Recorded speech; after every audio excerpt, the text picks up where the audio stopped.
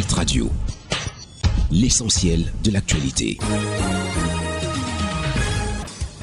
Bulletin d'information sous Hit FM 103.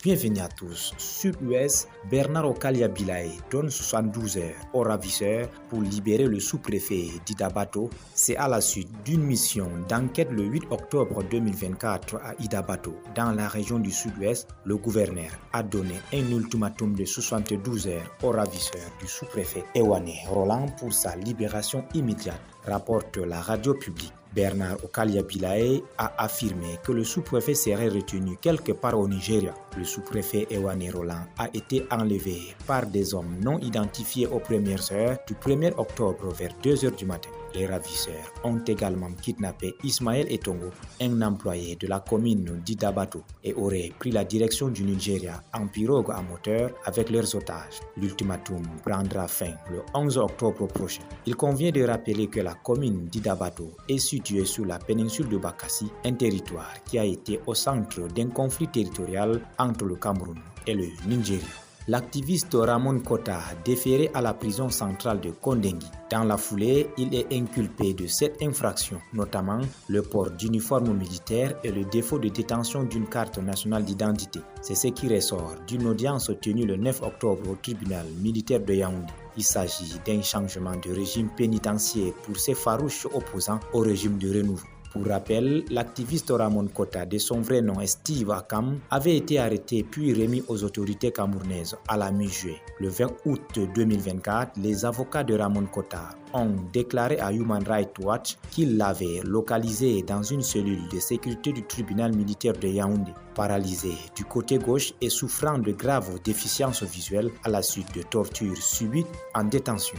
Affaire Glencore, le directeur général de la SNH interpelle à nouveau le TCS. L'audience était beaucoup attendue à la Société des hydrocarbures du Cameroun, SNH. Malheureusement, la montagne a accouché d'une souris. Le juge du Southwark Crown Court de Londres a renvoyé les débats au 1er juin 2027. Principale raison évoquée, les tribunaux britanniques ont été engorgés par le Covid-19 et une grève des avocats. Des milliers d'affaires sont restées en instance en attente de jugement. La question que l'on se pose est celle de savoir si 3 ans après, les principaux accusés et les témoins seront encore en vie. Les preuves ne vont-elles pas disparaître? Dans un communiqué rendu public le 9 octobre, Adolphe Moudiki, son directeur général, demande au TCS de prendre ses responsabilités en ouvrant une enquête pour juger les Camerounais qui ont perçu des pots de vin de Glencore pour permettre à cette multinationale de décrocher des contrats pétroliers judicieux. C'est dans ce contexte qu'un conseil d'administration extraordinaire se tient ce 10 octobre à Tradex, une société spécialisée dans la commercialisation des produits pétroliers et où SNH détient 54% des actions. L'on parle de la nomination d'un nouveau DG en lieu et place de Simon Palais que Moudiki ne veut plus voir aux affaires.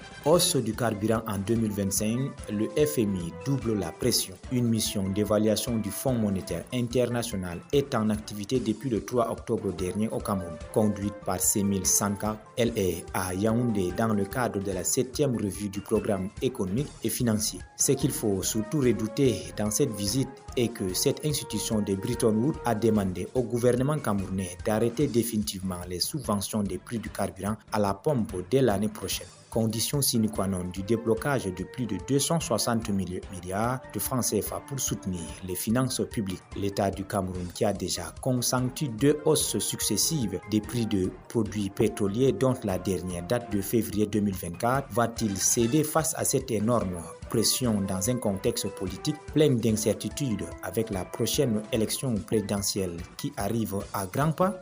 Qualité de service issu du réseau téléphonique, le ministre des Postes et Télécommunications est sur le terrain et inspecte. Madame Libom Lileken veut en découdre avec les dysfonctionnements qui perturbent énormément la qualité des appels du réseau téléphonique au Cameroun. À partir de ce 10 octobre 2024, elle est à Douala pour visiter les installations des opérateurs de communication en activité. Il s'agit pour elle d'évaluer la mise en œuvre des recommandations prescrites à ces opérateurs et les engagements pris par ces dernières lors des dernières concertations aux mines postales. Il faut souligner ici que les utilisateurs des téléphones portables se plaignent beaucoup de la dégradation de ces services offerts par ces opérateurs qui, à leur retour, pointent un doigt accusateur sur les coupures intempestives des fibres optiques qui ont augmenté de 40% par rapport à l'année dernière. Après Douala, la mission Libom va mettre le cap sur Yaoundé.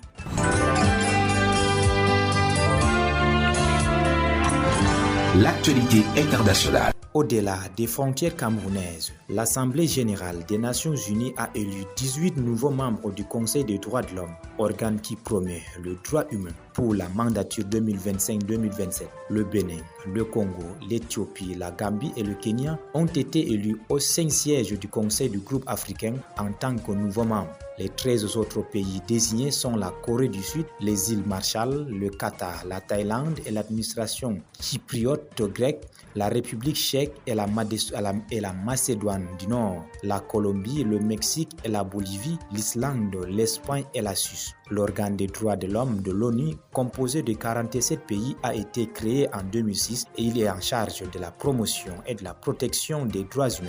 Le Conseil des droits de l'homme, basé à Genève, est depuis longtemps critiqué à cause du fait de compter des auteurs de violations de droits de l'homme parmi ses membres. Le changement climatique est le plus grand défi de sécurité de notre époque. C'est avec ces mots que la ministre allemande des Affaires étrangères, Annalena Baerbock, a ouvert la 6e conférence de Berlin sur la sécurité climatique. C'est un aspect nouveau mais crucial pour l'Afrique où les impacts du réchauffement planétaire touchent de plein fouet de nombreux pays déjà fragiles, alors que le continent contribue le moins aux émissions de gaz à effet de serre. Le lien entre le changement climatique et les questions sécuritaires est aussi évident qu'en Afrique, estime Ahmed Hussein, représentant de l'Égypte au Conseil de paix et de sécurité de l'Union africaine.